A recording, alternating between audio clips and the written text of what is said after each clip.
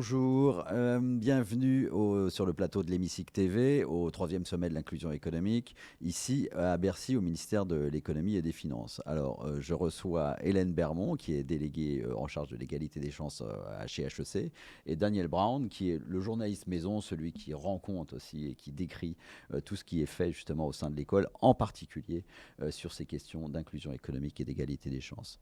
Alors, Hélène Bermond, je vais commencer par vous. Vous êtes alors, l'inclusion économique, c'est aujourd'hui plus une option, c'est une exigence dans la société, c'est une exigence aussi pour les entreprises sur le plan économique, parce qu'on sait très bien qu'elles performent, toutes les études montrent qu'elles performent davantage quand elles intègrent des gens de la diversité. Mais vous, chez HEC, vous occupez un rôle clé, puisque la formation, la transmission, c'est quelque chose d'important, évidemment, pour la conscience des jeunes étudiants. Mais vous êtes en charge de l'égalité des chances depuis 9 ans. Donc ça veut dire que vous êtes assez pionnier chez HEC sur ces sujets. Alors effectivement, l'égalité des chances, c'est une valeur à laquelle HEC Paris croit profondément et pour lequel un certain nombre de dispositions, on va dire, ont été prises depuis déjà effectivement plusieurs années. Pour nous, il est fondamental qu'une école d'excellence, une institution comme HEC Paris, joue un rôle sociétal fort, ait un impact sociétal au-delà des limites de ce qui se passe sur le campus.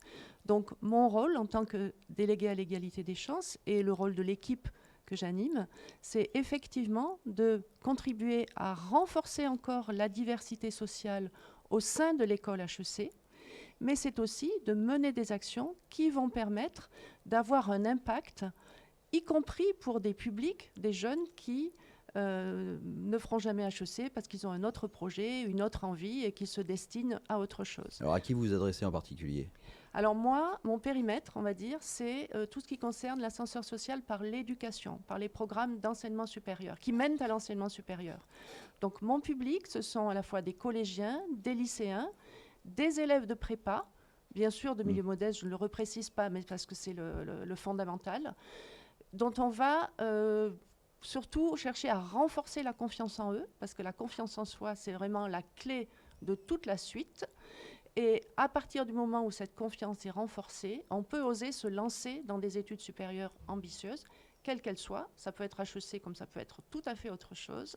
Et non seulement se lancer, mais surtout y réussir. Et ça, c'est le rôle de l'équipe que j'anime, avec également l'appui des étudiants HEC qui jouent les rôles modèles. C'est ça, alors qui le fait ? C'est ce que j'allais vous demander. Ce sont les enseignants, ce sont la direction de l'école, ce sont peut-être des personnalités extérieures et vous le dites aussi des étudiants. Quel est le rôle de chacun auprès de ces jeunes publics ? Alors, tout dépend, je dirais, de l'âge et du niveau des publics. Vous n'allez pas parler de la même manière, ni présenter les mêmes choses à des collégiens ou à des élèves de prépa. Les attentes vont être différentes. Donc, je dirais que toutes les personnes que vous avez citées, que ce soit les professeurs, notre équipe bien sûr, les alumni HEC, les personnalités de la société civile ont leur rôle à jouer, mais beaucoup de choses reposent sur le tutorat étudiant. Beaucoup de ces actions passent par des programmes de tutorat, alors ouverture culturelle, découverte de nouveaux centres d'intérêt. Pour les prépas, évidemment, on va être plus sur la préparation des concours, donc là, sur des contenus plus académiques. Mais les étudiants ont un rôle clé parce qu'ils sont passés par ces étapes-là, donc ils peuvent incarner des parcours de vie et des parcours d'études et que, quelque part, leur parole est d'or et leur expérience est d'or. Ouais. Alors HEC, en plus, c'est une école multinationale. Enfin, il y a énormément d'étudiants étrangers, des gens qui viennent de l'étranger et des gens qui se destinent à aller vers l'étranger. Absolument. Est-ce que, alors, je vais m'adresser à Daniel Brown, qui vous-même, je crois que vous êtes anglo-saxon, oui, sauf erreur, c'est ça. Donc, vous connaissez ou fréquentez tous ces publics. Qu'est-ce qui est important pour eux, pour favoriser cette inclusion économique ? La mixité est aussi au cœur, si on veut, de cette inclusion économique. Et on a des programmes qui cherchent à inclure de plus en plus les meilleurs élèves, les meilleurs étudiants, on va dire plutôt, parce que c'est en général après le bac ou l'équivalent, qu'on cherche les grands esprits et qu'on les cherche à travers des programmes comme Pacte Afrique, qui est surtout ciblé, par exemple, en Afrique de l'Ouest. Chaque année, grâce à notre bureau à Abidjan, on cherche et on recrute avec un institut à Yamoussoukro, trouver ou inviter les meilleurs étudiants à postuler. Ils sont une quarantaine, mais ils étaient même pas 10 il y a quelques années. Donc ce sont des nouvelles initiatives. Il y a aussi des réfugiés, donc étudiants réfugiés qui sont dans des lieux de conflits tels l'Afghanistan, l'Ukraine ou la Syrie. Et ça, c'est donc dans un programme qui s'appelle Imagine, qui a été créé il y a quelques années, par quelqu'un qui rêve d'allier la paix avec le commerce et quelque part utiliser cette trame pour trouver la paix mondiale. C'est un idéaliste. Et donc, oui, ça reflète cette approche cosmopolite qu'on a et ce désir de vraiment profiter de ces jeunes qui, malheureusement, par souvent les réalités économiques et politiques et sociales, n'ont pas accès à ce genre d'éducation. Et est-ce que vous avez des retours, peut-être, des futurs employeurs, enfin, en tout cas, qu'est-ce qu'ils apportent à la société, aux entreprises, justement, issues de ces pays et de ces cultures différentes? Qu'est-ce qu'ils apportent?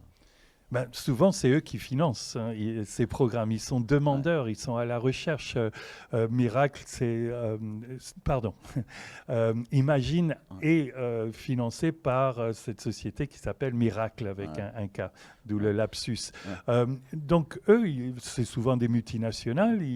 Peut-être aussi un peu pour des raisons un peu économiques aussi. C'est mieux comprendre des marchés un peu partout, que ce soit les lieux de conflit ou bien l'Afrique subsaharienne qui beaucoup d'économistes pensent va être l'avenir ou pourra bien l'être. Donc c'est ce genre, je pense, de désir d'ouvrir les horizons. Et puis une autre chose, c'est que ça profite, je pense, beaucoup aux étudiants français d'être exposés à ces autres réalités, de mieux comprendre le monde à travers leurs yeux. Ouais. Alors justement, Hélène Bermond, vous diriez que cette diversité, cette inclusion est évidemment nécessaire, mais est-ce que vous diriez qu'il y a les facteurs accélérateurs, même d'une certaine manière, ou de cohésion sociale? Est-ce que même elle contribue à refaire société? On dit beaucoup qu'aujourd'hui, la société est évidemment fracturée et que c'est par justement des actions de ce genre qu'on va retisser les liens. Alors oui, absolument. Je crois que c'est effectivement, vous avez pointé du doigt un point extrêmement important. Moi, je vois un exemple qui me semble particulièrement parlant dans les programmes qui sont portés par la mission Égalité des chances, un programme qui s'adresse à des lycéens, qui est le programme Eloquentia at HEC. Eloquentia at HEC, c'est à la fois une formation à la prise de parole en public et un concours d'éloquence dédié à des lycéens venus de toute la France, toute filière, tout niveau d'études, enfin seconde, première ou terminale, et tout milieu, depuis des jeunes très favorisés jusqu'à des jeunes très défavorisés, qui viennent passer une semaine sur le campus au mois de juillet. Et on est vraiment dans une école du vivre ensemble. Bien sûr, ils acquièrent des compétences à travers le programme de formation proprement dit, mais je crois que le principal bénéfice, il est justement dans cette découverte de soi, dans cette découverte de l'autre, et à travers les 5 éditions qu'on a déjà vécues de cette Eloquentia at HEC, on voit bien qu'à chaque fois, les barrières sont tombées, si vous voulez, les a priori sont tombés, les gens ont appris à se connaître et que souvent, c'était des gens qui ne se seraient peut-être jamais rencontrés autrement. Donc c'est en ce sens que ça répond bien, je pense, à votre question, que faire se rencontrer des gens qui peut-être ne se seraient pas rencontrés autrement, c'est aussi refaire société et apprendre de l'autre, apprendre à interagir avec l'autre et aller vers plus d'inclusivité.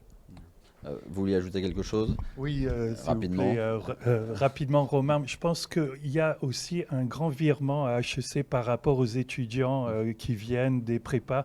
C'est-à-dire que nous avons décidé de refaire le curriculum des grandes écoles à travers cet économiste qui vient de Sciences Politiques, Yann Algan, qui a, pour la première année, cette année, décidé de faire rentrer d'autres valeurs que financières et commerciales dans le curriculum. La base, c'est-à-dire le bien-être, c'est les questions de développement durable et la connaissance de l'autre. Et il ne faut pas oublier qu'on a des grandes diasporas chinois, maghrébins, etc., qui aussi sont en contact avec ces étudiants. Donc, je pense que, oui, HEC, à la base, est devenu une plaque tournante d'échanges, d'innovation pédagogique important. Remettre l'humain, en quelque sorte, évidemment, au cœur de l'économie et au cœur de la société.